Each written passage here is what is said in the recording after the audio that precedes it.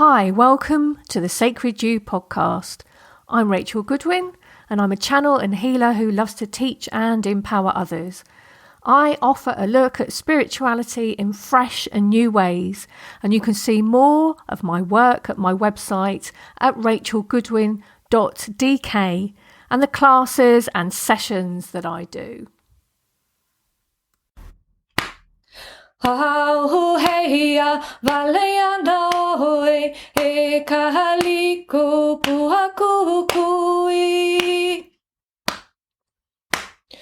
Kuhia o kaunaia a kahapu kumamoni nei.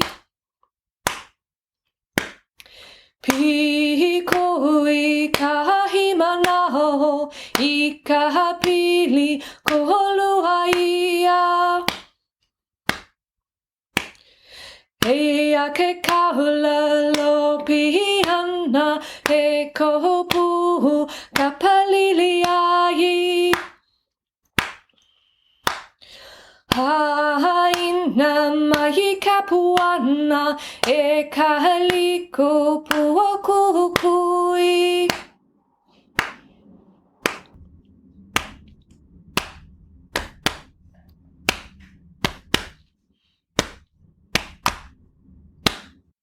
I have a lovely interview for you today with Samarah Grace. Samarah is a world-renowned conscious channel, gifted spiritual guide, clairaudient since childhood. A visitation from Mother Mary catapulted Samarah into an extraordinary global journey, sharing Mary's wisdom and healing presence. Samarah holds a Doctor of Ministry degree in wisdom spirituality and draws from diverse traditions to assist people in hearing and trusting their own soul guidance to create lives of passion, purpose, and radiant well-being. I've known Samarah for many years now, and she is very dedicated to her work. She's a real worker. She's been producing so many channelings from Mother Mary for so many years to share with all of us. And yeah, we'll be talking about her book today, where she's put it all down on paper for us. So enjoy today. Many blessings. Welcome everyone to another episode of Sacred You. It's been a few months since I've been able to make an episode, so I'm really excited today. And I have a lovely, lovely guest. We have Samarah Grace with us, and Samarah and I, we're old friends, aren't we? Yes, we are, in this life and others. Absolutely. Oh, I'm so happy to talk to you today. And I mean, I was thinking of you anyway, and then coincidentally, I found out that you just published a new book. I did. Yes, it's been a long time in the making, and it was finally time to tell the story of how Mother Mary first came to me 22 years ago, in 1998. Well, actually, that's more than that. Anyway, and what it's like to change from being a human being on a journey to being a spiritual being on a human journey. And all the way from having my own thoughts about, am I crazy, hearing voices, should they lock me up, to realizing, as you very, very well know, that there's a whole kingdom of light that wants to help lift us up and share with us and guide us. So yes, my book is called Will You Be With Me, which was Mother Mary's first request of me. And at the time, it was like, will you be with me? What the heck does that mean? And at the time, again, thinking in human terms, I thought, I've got about 15 minutes. Sure, that'd be fine. And again, once spirit has a hold of you, they're really happy and they don't really want to let go. So I've got no complaints. It's been more than 2 decades hearing her love and her wisdom, and and putting it down now in my first published book of her writings and my experience with her. Yeah, because when I started reading the book, I realised, this is Samarah's first book. And although I haven't seen another book by you, somehow in my head, you'd probably written a couple by now, you know? And I think it's because like you've done so much work with Mother Mary and there's so much out there, but I guess it's all been like verbal, like, you know, you channeling and speaking and. Well, exactly. It hadn't been put into a book form. And I had several articles published, like in different newspapers and magazines, but never a book. It just seemed like a huge undertaking. And but this year, yes, it's out. And it is a big work, isn't it? Doing a book. There's a lot of writing it and then editing it and then extra bits coming in. But I mean, you're a really beautiful writer. You write really well. Oh, thank you. Thank you. Thank you. Well, from the time I was a kid, I was always good with words and English. So that really helped, you know, also. And to be honest, as you well know, because you're, of course, a channel also, when you're in that special sacred place, the words just come. They really do just come. And so thank you. Yeah, I wanted to make it very readable and include channeling from Mother Mary, as well as my own stumbling story as I made my way through the journey. But it's lovely. It's lovely to read. And, you know, I always enjoy reading other people's sort of spiritual, the journey, as it were. Because, you know, we've all been through it, haven't we? You know, if we're a spiritual person, we've all been through a journey. And I always find it so, I mean, heartwarming, yes, but also just that sort of relief of, they're just a human being as well. Well, exactly. And I think that's why it was time to write the book, because I think sometimes people make the assumption that because I channel Mother Mary, my life is like this red carpet ride, you know. And au contraire, it's got all the ups and downs of anybody's life. And so I wanted to make it very human as well as divine. Yeah, and I think it's just a human thing. I can remember from my days when I was a psychiatric nurse and I was watching, you know, I would sit and observe patients, you know, as part of my work because I had to do lots of checks and things like that, but also because I'm just really interested in people. And I'd be noticing things like, wow, that really reminds me of my mom, or, you know, because my family had some really serious, unacknowledged mental health problems. I've forgotten what I was saying now. I do that. I start going off on a tangent and then, but that was it. But so I used to have to, do admissions and I would take people's histories. And so I listened to people's stories over and over again. And always very interesting because we're all different. So it's like, you know, you get a new story every time. And I realized, you know, how human we all are. We all think, I don't know where we get this from, if it's just built into us, if it's our culture, I'm not sure. But we always feel like other people are going to be less anxious, less stressed, more successful, less psychotic, you know, whatever. And it's not true. Well, no, I think you're exactly right. And I know that if someone is a fan of Facebook, typically everybody's posting their favorite vacation, when they're with friends, how they're having dinner, how they just went to some fabulous spa or something. And I know, unless I work on myself a little bit, it's like, I didn't get to do that. I didn't get to do that. But meanwhile, generally speaking, people aren't posting, you know, when it dives down and when they're having difficulties. Yeah, that's it. It's a bit split off, separated and one-sided, we could say. Yeah. And so, you know, it's just time to realize that we are all human and we all, I don't know, I think we all want to feel like there is a light guiding us, however you want to name that, and that we have a purpose in this life, and that if we can move ourselves into that, that golden trail, life gets a lot more beautiful and more, I want to say more blessed, because I think about how did I meet certain people? I was trying to remember how in the world I got to meet you.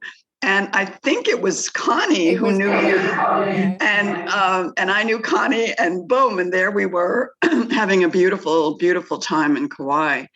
And of course, we've stayed in touch over the years, because there you are channeling Sarah, and here my channeling Mother Mary. So there's a sympathetic, compatible energy. And I know every time I would see something that you were publishing, it would be like, oh yeah, there's Rachel. Yeah, just a very loving, lovely connection. And I think that's what I wanted my book to help people with, to realize there is sort of this serendipitous golden web that if we can let ourselves connect with, we will meet some of the most extraordinary lifelong friends, along the way. Yeah. But that's it, isn't it? It's like, we are all human, and that's okay. The goal is not to become some divine being that doesn't have all of the problems and issues that we have. The idea is to bring the two of them together, and then the path becomes golden, like you say. It does. It really does become golden. And just having this sort of relationship where when you, I forget, texted me or emailed me, it was like, oh, Rachel, yeah. And it's different than just the pastime of friendship that we may have had, with other human friends. It's like soul friends, I guess I want to say. Yeah. But that was it. So I met Connie because when Josh, my eldest, was about, I don't know, he was about 3. And I've talked about this on the podcast before. My Joshua's dad showed me this retreat out on the Big Island, which was swimming with dolphins and connecting to the goddess. And he went, oh, this sounds like it would be just for you. And I was like, oh, if only I could do that. What a dream. I could. And he was like, well, why don't you go? This might be the only opportunity you ever get. Why don't you just do it now? And I was like, are you sure? Are you sure? How can you manage without me? I think it was like 3 weeks or something. And he was like, yes. and I'd always been crazy about dolphins since I was a kid, but I'd never got to go and actually meet any, apart from, I think I went to, there used to be a dolphinarium up at, I think, Windsor. There was a zoo at Windsor. It's closed now. And I just went there and was terribly sad for the dolphins because they were locked up in this pool. So I was like, okay. I really needed an adventure at that point. Life had been very homely for too long. And that's where I met Connie. So we went out on this retreat. We stayed in this house called Whale Song House, I think, which was Michael. Oh, he's a musician. I've got loads of his music. Michael Hammer. He writes sure. Lovely spiritual, like, background music. It's just perfect. And Connie was staying there as well. And we must have stayed in touch because somehow there I was, some years later organising a trip to Kauai. And then you were her friend, and we ended up meeting, didn't we? And going having adventures. It was again just so lovely because, like you, I've been a dolphin lover my whole life, and to be able to be somewhere where you can see them and go out in boats and play with them is it's extraordinary. Such a special place. But you've spent some time being out there, haven't you? Yeah, I've always thought that I would retire, whatever that looks like, in Hawaii. And a couple of years ago, before COVID really became whatever it became, I had sold my house in Arizona, sold all my furniture, sold everything, and went to Kauai about not quite 3 years ago. And right after I got there, COVID really hit. And in Hawaii, they just really didn't know what to do exactly. So they shut everything down. They closed the beaches. They closed the farmers markets. They closed the restaurants. They closed everything and told people to stay inside. And so it was like the dream of living in Hawaii and the reality just clashed. And then as humbling as it might be, I was walking and I took a really bad fall and sprained my right leg really badly. And there was a fear, not a fear exactly, but a concern about going to the hospital. So I hobbled home to my little place and just hunkered down for a little bit, but there was no food delivery. There was no medical intervention possible. I was begging neighbors to bring me food. And so ultimately I just realized, the dream that I had is not lining up with this reality. So there must be something better. So I came back to Arizona, where I still am, and wrote my book. So, it's all good. Perhaps Spirit thought you'd be having too nice a time out on Hawaii if you stayed out there and you wouldn't get any work done. Well, I think that was really it. I would never get the book done just walking on the beach and, enjoying myself in that way. What is it particularly about Kauai that pulled you, that island, that specific island? For me, there were a couple of things special about Kauai. When you look at the chain of Hawaiian islands, it's actually the oldest of the islands. And the Big Island is the newest of the islands. And so for me, Kauai held the ancient wisdom. So if the Big Island is the dolphin, Kauai is the whale. And there's a beautiful Buddhist temple there that I felt very comfortable in, even though I'm not a Buddhist. And the gardens and the lushness, and just there was a sense of an ancient memory. I stood on the cliff of Princeville, where you stayed with me. And I remembered some life in which there were marauders that came that were going to basically harm all of the women in the area. And I remember holding hands with, I don't know, maybe half a dozen women, and we jumped to our death. So it held a lot of those memories. And I think I was there long enough to remember them, but to let them go. And so it's a very, very special and sacred place for anyone. It is. It is. And yeah, I mean, I don't know if I'll come back. I mean, every time I've left, I've stood at the airport, like outside, looking at the moon going, I'll come back. But it's extremely hard to get to from Europe. We can't just hop on a plane. It's expensive and it takes a lot of time. And, I've been quite landbound by having a son with autism and ADHD. And also because I've moved to Denmark now. If I do go anywhere, it tends to be the UK. So, right. To visit your friends and family. Sure. Yeah. So, but yeah, I mean, where I live, the energies are amazing. Samarah, here in Roskilde, it's full of springs. Wow. So I have lots of magical springs and sacred power places and all sorts of, there's just so many sort of ancient sacred sites around here as well. So that's opened up a huge sort of interest in Nordic cosmology for me. I'm studying to become like a Save Kona. I've been doing that. We should have finished by now, but it got elongated by COVID. I understand. I think it's become a 5-year course instead of a 2-year course, or I thought something like that. But it's amazing. I mean, I really love that, the energy of all that, which I never expected because it wasn't anything I was actually interested in, as a person. But then my soul, my spirit, that energy, when I connected through that, suddenly there was this huge huge opening.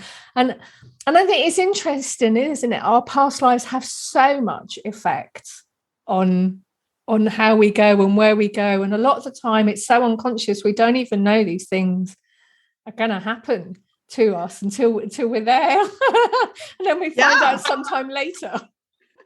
No, I completely agree. And I also think in the evolution of the earth right now, we're going back and looking at the earlier stories, the legends, the patterns that were created in our civilizations that many of us are still carrying. You know, the patterns of our heritage and lineage, along with the consciousness, because we're all one on the one level. Even though, you know, some of us are Irish or whatever, it's just we're all one.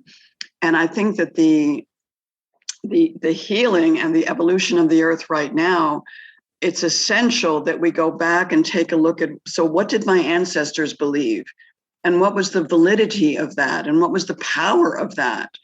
And how is it maybe still both informing and or restricting our evolution? You know, because every new idea, every renaissance at first is definitely fought against, you know, and people want the tradition, but then again, some of the traditions hold not such great ideas. So it's finding that balance and honoring the past. I have a friend right now who's researching her Native American heritage. And of course, here in the US, we have not treated our natives very kindly, and that continues. And so she's going back and looking at pictures of her great-great-grandfather, you know, and all of that. And I found it fascinating because what she feels is that by doing that, she's clearing the way to both honor, but not be held captive, if you will, by the treatment and the ugliness that also took place. Yeah. And yeah, that whole ancestor thing, I totally get that idea of like going back and almost like with a sieve and like sifting things out. We're going to keep this bit, but this bit we're going to sort out or heal or transmute or just get rid of. You know, we're going to sort it. We're like going back over things again and making things good that need to be made good, you know. That's a beautiful way to put it. And I could just see the sieve, you know, like the grandmothers are going through it and leaving, like you said, the good bits, you know, that we really do want to honor. I love it. That's so typical of me because I spend a lot of time in the kitchen. I've just finished a book, actually. I've just finished a book and I'm so happy because now I got a bit more time to do some cooking because I've had to sacrifice a lot of that because it's such a big work and it's like every spare minute has been taken up kind of doing this and doing this chapter and finishing that bit and checking that reference and all the rest. It is such a huge work. Oh, I'm so excited. When will it be available? April. Yes, thank you. Yeah, I'm just having a book cover done at the moment, and then I'm going to send it off to get formatted. But and I publish it myself, which I did with the last one. I just do it on Amazon because that's manageable for me, right. and then you know it reaches the people who want to read it, basically. So yeah. Oh, that's beautiful. That's the wonderment about Amazon. You know, today, you know, if you do all the work, they can then, you know, publicize it and make it available to everybody. I love it. Yeah, it is great. I mean, I do have reservations about Amazon and, you know, where it comes from, but there isn't another platform that provides that for me. Right. So, and can you share the title of your new book? It is called Weaving the Strands of Saria, Channeled Wisdom from Ascended Master Sarah. Ooh. But yeah, the weaving strands and tapestry and stuff is, that sort of runs throughout the book. But oh, that's lovely. Beautiful. Well, I'll be waiting for it to hit so I can order it. Thank you. Going back to your book, if there was a favorite thing out of it, what would it be? I think the favorite part for me are Mother Mary's messages, where she says things like, and I'll actually channel the message in just a moment, but to answer your question, she says, "You are the hands and hearts of my love." And in this process with myself and with Mother Mary, people have asked her about, saying rosaries and prayers. And her answer was, "I love and hear every rosary and every prayer that you say. And you are the hands and hearts of my love in the world. So, go and go and do that and be that, and, and not just kind of petition some idea in the sky, to solve the world's problems." And so one of the things I'm working on right now is something I'm calling Mary's Angels. And it would be a website and kind of a membership program, which will outline her ideas, but also give people a opportunity to take on that mantle if they choose to be one of Mary's angels, just meaning you're going to be a kind, compassionate, loving, and sometimes fierce proponent of justice and well-being in the world. And so I'm working on that kind of next, because again, I don't think it's like an exclusive club, like it's really just allowing yourself to realize I can be a force for good. I can be a light in the world. And then to do that in whatever way, feels right. Yeah, absolutely. Because these stories that we tell ourselves or that we're living, they're so important. Yeah. Because that's what keeps us going on the days, things are a bit shit. Well, I'd love to channel a message from Mother Mary. Is there any arena or question that you might have today that she could address? Oh, let me just have a moment. I'll just tune in and feel into that. Hang on. Well, I mean, I suppose what comes up for me, and obviously this is a personal thing, but it's like, what's the best thing to do on bad days where we're struggling? Well, as Samarah, I love that question. As you know, as yourself as a channel, I just step to the side. I invite Mother Mary to speak for the highest light and the highest good at this time. Well, hello, everyone. This is Mother Mary. So happy to be connecting again with Rachel in this way and with all of you. And, the question about having a bad day, what you have to sort of in that moment realize is, where is my mind? Where is my heart? And where are my hands? And if your mind is in the dumps, if you will, because what you're saying to yourself is, I can't get everything done. I don't know what to do with this person. I'm feeling badly that I haven't yet accomplished X, Y, or Z. And so what happens is all of your energy is now lodged in your forehead, running back and forth like a little mouse in the trap, right? And your hands at that moment, even if you're doing something, are not receiving the energy, because it's like stuck in your head. And your heart is hurting because in a way, better. It doesn't have to be like this. So when you notice that, the very best thing you can do is stop for a moment, just as you did just now, my beautiful Rachel. And you just went inside, right? Inside. And you went back into your heart. And you just allowed that to be the locus of your power and your really of your being.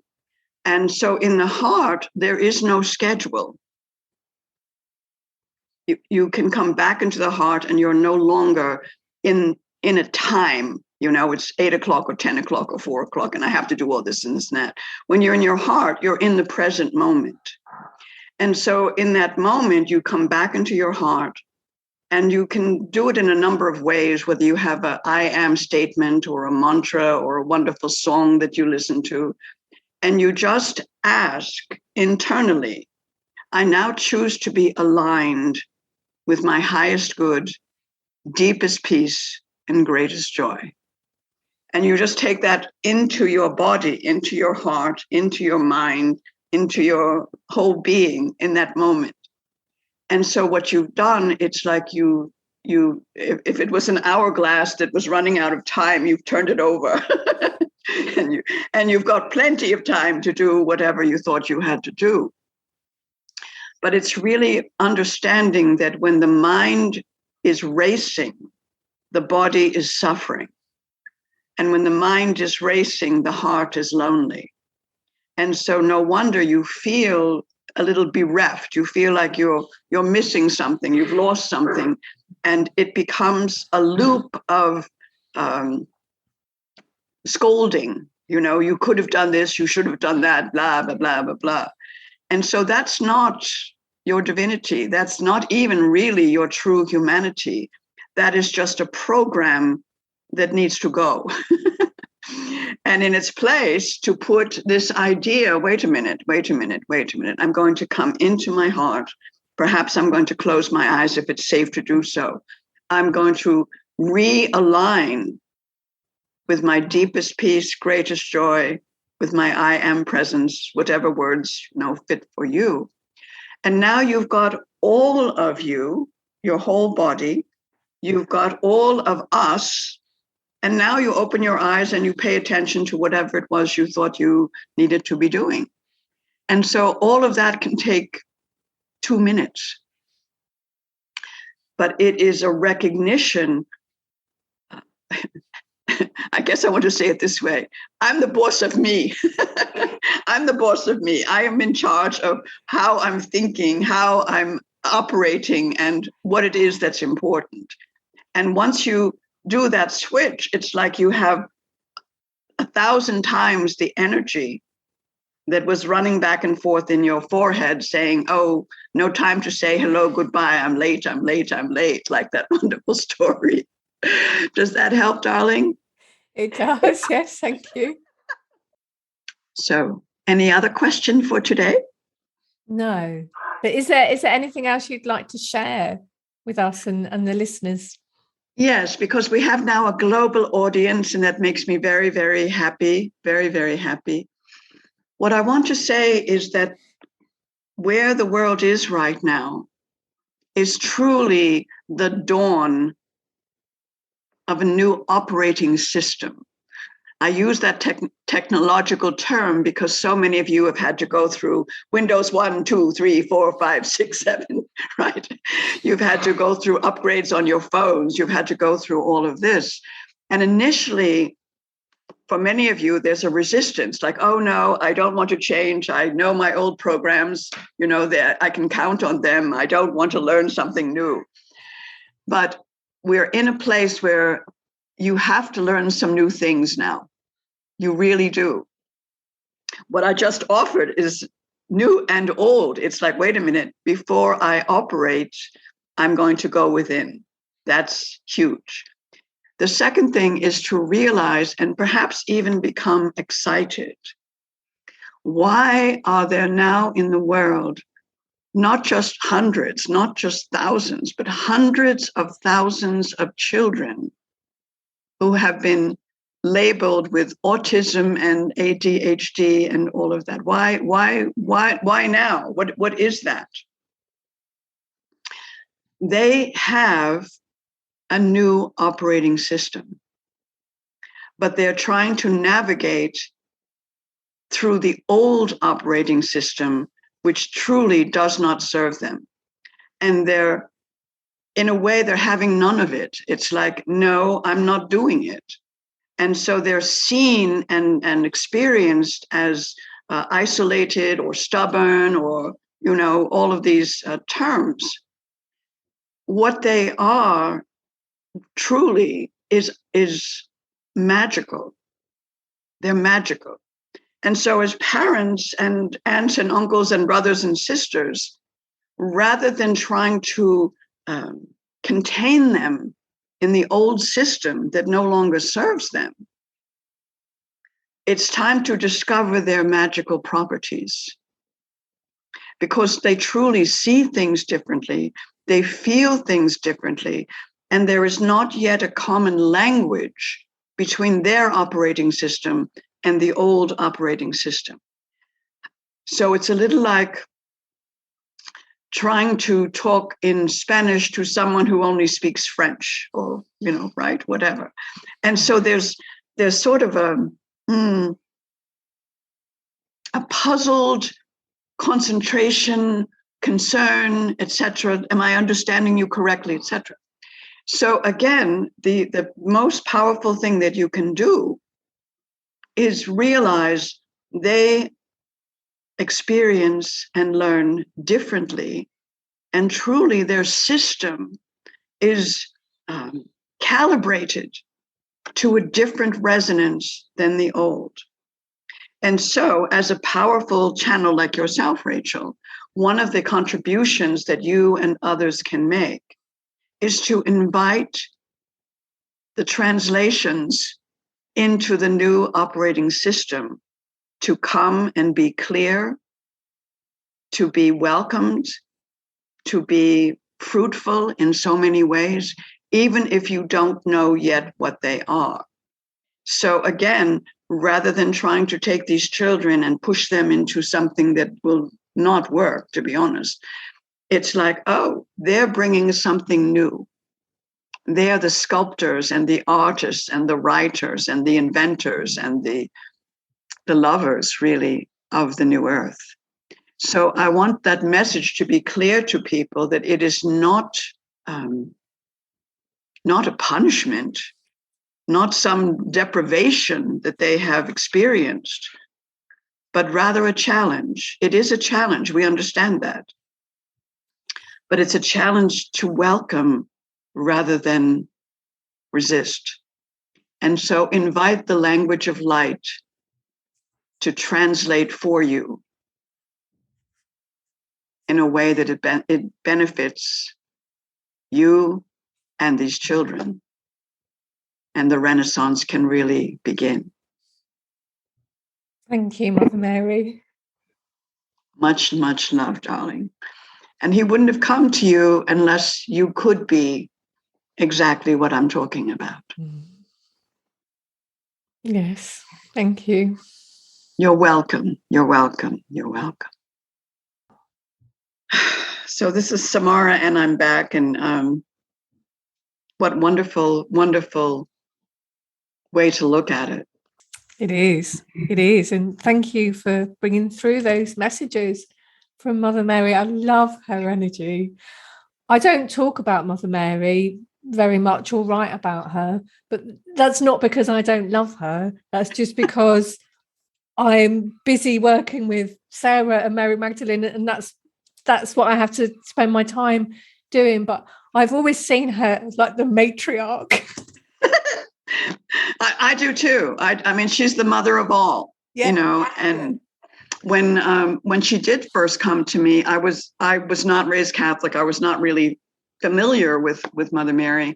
But what was interesting was that I felt this presence, just as you did just now, this huge, lovely, regal, powerful, feminine presence.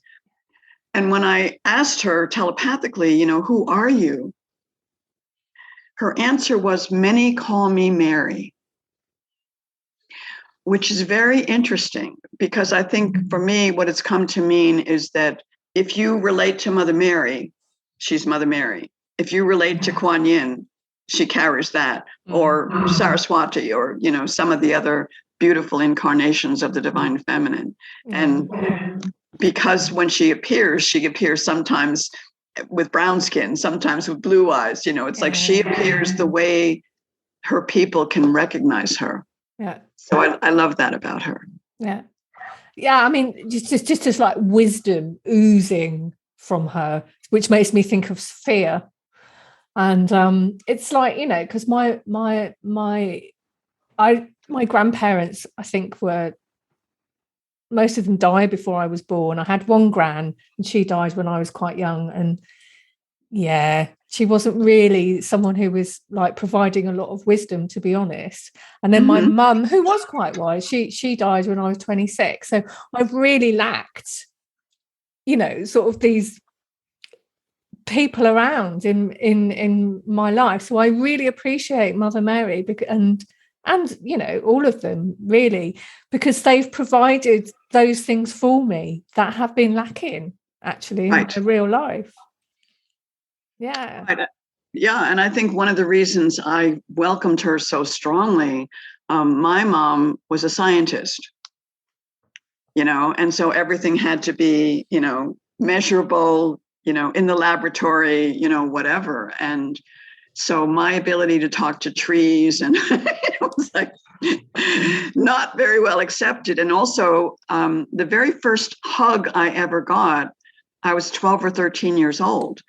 My family, that just wasn't, we were the Puritan, whatever. And it was so jarring to me. The mother of one of my good friends hugged me after we'd had a meal together, that I went home and told my mom, because it was like, is this stranger danger? Like, I said, mommy, Mrs. So-and-so, hug me. And she said, oh, that's all right, honey. They're Italian.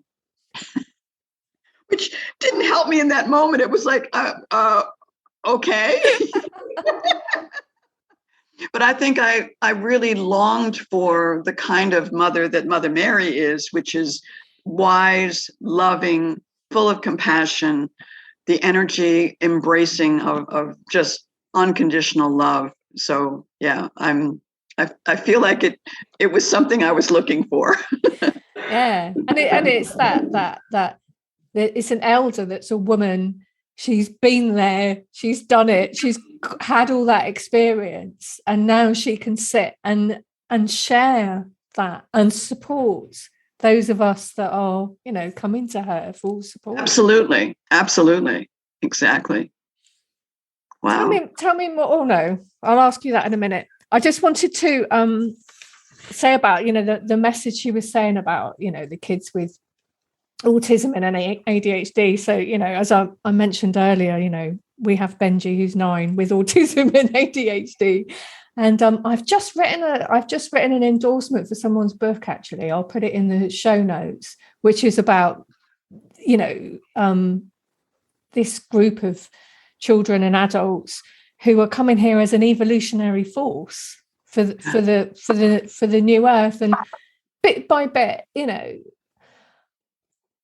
I'm not someone who's speaking about it a lot at the moment because I'm still in that stage of learning and experiencing, which I do for many years before I talk about anything, because I'm one of those sort of people, I if I do one thing, it's going to be done all the way down and all the way up. It's not going to be hugely broad. It's going to be very, very in depth, and I will know everything I can about it within every cell of my body. And I don't mean linear knowledge. I don't mean cognitive stuff. I mean, I've come into an understanding in my own body, and it's coming along. But we're still not. I'm still picking up the pieces, and but that's it. But that was another really interesting piece of what she was saying, and I'm looking forward to going back and listening to that again. Yeah. I know what you mean about experiencing it first. Many of the things in the book and the channeling that I do, it's like I would have had an experience of that I've had to go through and have all of my emotional whatever triggered and this and that. And then I can channel, like you said, with my whole being, knowing that this is the truth as I know it. It's my truth that I'm sharing in that moment. And one of the things that has challenged me over these years is finding a place that felt like home. So we talked about Hawaii, and I've kept thinking I was going to live there, but it's like a slingshot. I keep getting sent back to Arizona. And at one point I was really bereft about it, because I think over the course of let's say 5 or 6 years, I lived in like 8 different places, and the physical aspect of that gets kind of tiring. So I said to Mother Mary, I said, where's my place? Where's my place? As if there was one place, right? Where's my place? And I was like a little kid, like, where's my place, Mother Mary? Where's my place? She said, daughter, your place is with us. So for me, that was both beautiful and annoying. Yes. It's like, couldn't it be a cottage by the sea or, whatever? But I've learned to understand that what she means is that because my life is so tuned anymore to the frequencies of that kind of love, there isn't one place on the earth at this moment in my life anyway that has that frequency for me at the moment. I can go and enjoy, wherever I am. But it's still, it's like that human spiritual thing, like, where's my nirvana? And at least for me right now, it's like, that's for you to create wherever you are, So right now I'm about 15 minutes outside of Sedona, and it's just fine. Do I miss the ocean and the dolphins? Oh yeah. And I have other things here. So it really is just coming to terms with what shows up and loving it to the best of our ability, even when initially it's like, no, that wasn't what I thought I was ordering. Yeah, absolutely. I didn't know you were so close to Sedona now. Fancy that. Yeah, no, it's been great. Recently, after 2 years of pretty much lockdown with COVID, we actually had a writer's retreat here in Sedona. And there are about 35 of us that came from different places. I mean, I just commuted from my house, many of whom had just published their books. And we had little writing workshops, and we went out to vortexes. And it was the first time I've done that kind of thing in 2 years. So it was really a breath of fresh air. Yeah. But I mean, Sedona was another place that I got called to several years after I would have met you. When I was going through the separation with Joshua's father, I was really in one of those times in my life where it was just right. I was just completely lost. I knew that separation was the right thing, but I was completely unimpressed by that was the situation, and I was very cross with spirit. It was like I wanted to be in a family that stayed together, not to be, going through the separation, and because we had Josh and I was in a very, very dark place, and Sarah was with me. It was sort of early on, and I would just pray, to God or the divine or goddess or, whatever, tell me what to do. And I got a message, go to Sedona. I was like, okay.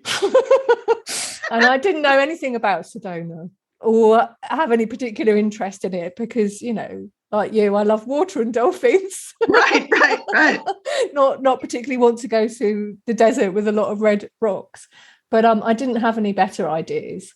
So I went to Sedona, and it was amazing. It was, for me, I think it filled in a part in my energy matrix about living on the earth. It felt very, very like how you live a divine life grounded in the earth, but through, it's like the patterns are held there somehow. Yes. I felt like I was like, they were like knitting there was this huge hole from a lot of Christian lifetimes, I think. Right. Where all of that is, had been denied because I'd been a monk and a nun, as a lot of us have been a lot. And it was like, okay, and now we need to fill in this bit because you do actually need to live a human life here on the earth. But with the divine matrix coming in. And I think, I think that's what happened there. But I loved it. I really love it. It's just amazing place. Fancy. So yeah, wow. That's lovely. Yeah, no, I mean, it's beautiful. And, I've had many, many amazing times here, and will continue to do so. And, after, at least for me, when I've now surrendered to Mother Mary, it's like she's my travel agent. So, so it's like, all right. Exactly. And, I'm not disappointed. I'm not, because I'm like, oh, okay, where are we going now? And it's basically all good. So we'll just see. But yeah, Sedona's amazing. I think what happens, and the reason so many people come here, you were talking about weaving. It's like it weaves back in something you may have been missing. And it also helps you let go of something you're carrying that maybe doesn't serve you any longer. So there's this sort of in and out thing that happens. And people have major breakthroughs here. Yeah, absolutely. They do.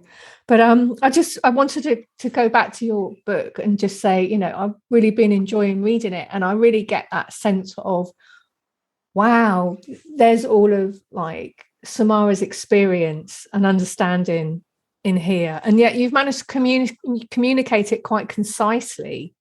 So I'm not having to read like 100 pages to get like one nugget. It's like it's very readable, but it's all there. And I absolutely recommend to everyone that they should buy your book and read it. I would love it too. And it's called Will You Be With Me? Mother Mary's Extraordinary Invitation by Samarah Grace. So you can find it on Amazon, Barnes and Noble, and it's my greatest joy to share it. Absolutely. Yeah. Well, that's one really lovely thing that's come out of COVID is you've written the book. Yes, exactly. It's sort of like, can't go anywhere, can't invite people over, might as well write the book now. Because knowing you as I do, Samarah, you might not have been able to stay still long enough without that. No, exactly. I mean, just being, shut in like a hermit for, almost 2 years. It's like, okay, get her done. And it's really been quite thrilling. And, I think the thing that Mother Mary offers, and I would just say to your audience or our audience, it's not about religion. It's not about having to be Catholic or really having to do anything. It's really about welcoming spirit and love into your life and having that additional guidance that can help you to navigate the human challenges we all face. So that was my desire. Yeah. Well, that's lovely. You've done a good job. Well done. Tick. Thank you. I wanted to ask you more about your membership site. Tell me more about your vision for that. It's in the early stages, but it's very exciting. Earlier, I was saying how Mary said, you are the hands and hearts of my love in the world. So I had this thought of having a membership called Mary's Angels. And it would simply be kind of a combination of people joining who are willing and ready to say, I am one of Mary's angels in the world. And what that means is up to me, but it means to be kind, to be joyous, to be compassionate, to just speak up about things that are unjust, etc. And then on the site itself, there will be channelings from Mother Mary. There will be maybe a monthly message. And it's about creating a community of angels really worldwide that are simply operating from love rather than fear. And people can put requests on there. They can put ideas on there. They can put maybe projects that they're involved in that they would like some additional energy coming toward. And, over these 22 years that I've been doing this, I feel like there's already a membership of Mary's Angels, and you're one of them, Rachel. It's like, and so it's like when I see you or feel you, it's like, oh yeah, and so we already exist, but the membership and the website would be a place where we can find each other. So if somebody's traveling, to Denmark, they could say, hey, I'm going to be in Denmark, how you doing or whatever. And just to know that we're not alone. And there would be a small, fee to belong, just something to help navigate the the rigors of websites and all that kind of stuff. And to be able to provide educational materials later on about the new children. Yeah, I mean, that's it. It needs to be self-sustaining, doesn't it? So that means there has to be injection of energy by everybody needs to put a little bit towards it, and then it gives it life. I know. And then maybe you get a little pin, like a little angel pin, Mary's angel.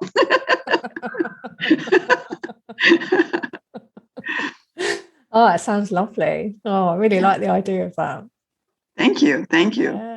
Well, I'll keep you posted as things develop. It's in that sort of dream to reality creation. One of the things that came out of a channeling I did a few months ago, because many times people will say, well, what can I do? I'm just one person, etc. And so Mother Mary had a very concrete suggestion. She said, take a little envelope and put in it either $11 or $22 in your local currency, and have it in your purse or your glove box or whatever in your car. And when you're out and about and you see a certain person or a certain situation, just take out the envelope and just say, this comes from Mother Mary. And, no expectation, nothing else, just, Mother Mary and I want to be a blessing. And so Mother Mary's blessed me, and here's your amount. And so I asked her, why 11 or 22? And as you know, master numbers are multiples. And so by having it be either 11 or 22, whatever, is in your budget, it actually cascades into multiples of that for that person. And so it's, many people want to feed the homeless, and all those things are wonderful. But every once in a while, you just see someone who's struggling, right? Who's struggling. And so you just take out your little envelope and say, I just love to bless people, or Mother Mary, or whatever, comes to you in that moment. And you just hand it to them and smile. Yeah. Oh, that's lovely. That's beautiful. And so we don't necessarily have to have a big project. I always think of Mother Teresa, who said, we can do no great things, only small things with great love. And so that idea of Mary's angels and the $11 or, whatever, is really just realizing those small acts add up. So if we've got 1,000 people walking around with $11 or the local equivalent, blessing people. Yeah. And then it's 10,000, and then it's 100,000, and then it's 1 million. And so we become a society of generosity and compassion, rather than a society of, what's in it for me. Well, a society of people who are trying to make money and trying to manage the bills, and everything is about money and profit, and it's just, we need to find a new way of being, like how you're suggesting. And people are writing more and more books. We're getting more and more ideas. There's more and more speakers on this subject, and it's there. It's the energy. It's there. It's there in the ethers. Now we've got to bring it down. We've got to bring it down. Right. And that's why she had that very concrete suggestion, and a few people that were listening to that broadcast told me later that they had done it, and that it just felt so amazing. Yeah. And we won't do it by destroying the old way, because that will take a lot of time and energy, and it's pointless. We will do it by just going to the side and creating something else quietly while nobody's looking. And then exactly. Just go build the new. Exactly. Wow. Oh, it's been so lovely talking to you again. Where's the best place for people to come and find you? Where are you most active on the internet and social media? My website is samarahgrace.com. So that's www.samarah, SamarahGrace.com. And then on Facebook, it's Mother Mary Messages with Samarah. And those are the two most active places at this time. Thank you. That's lovely. And I will put all the links and everything in the show notes, so it won't be difficult for people to come and find you. But before we finish, are there any last things that you didn't get to tell me about, or you wanted to say as a final thing to slip in before we end?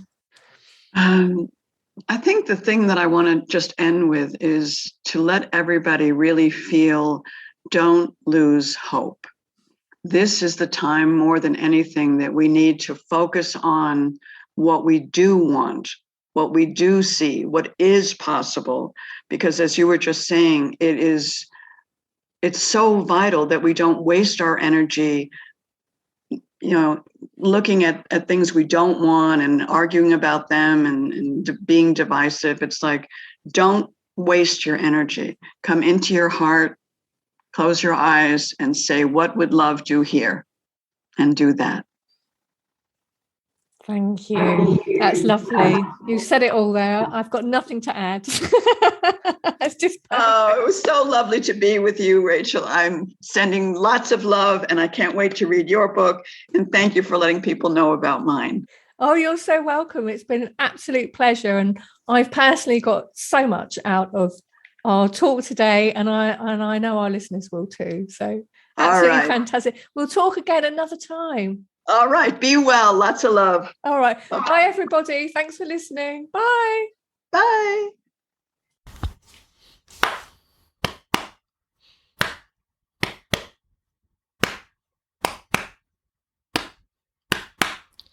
Auheia valeana oe e kahaliko puakukui. Kuhia o kaunaia a kahapu ke momori nei.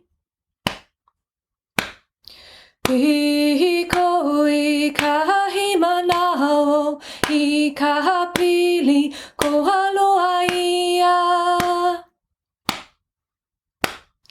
Hea ke kaula lopi ana he kopu kapalili ai. Haina mai kapuana e kahaliko puakukui. Auheia valeana oe e kahaliko puakukui.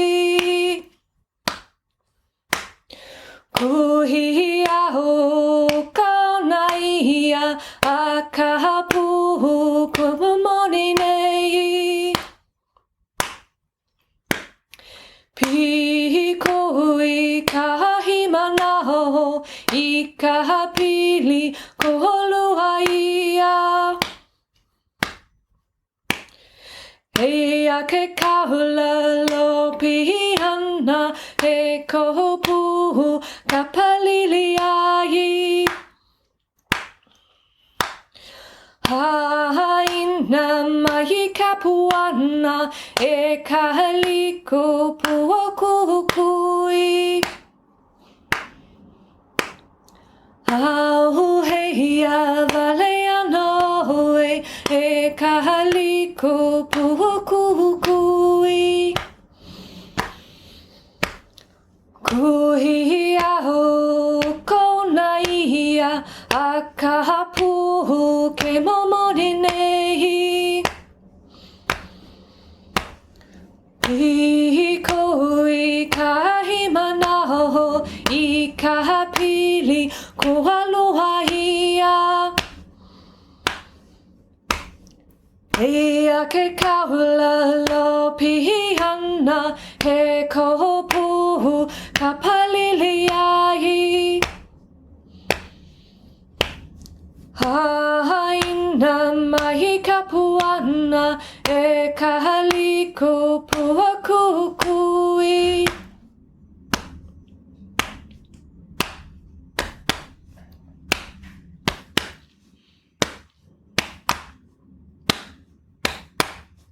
He noa no na ka ui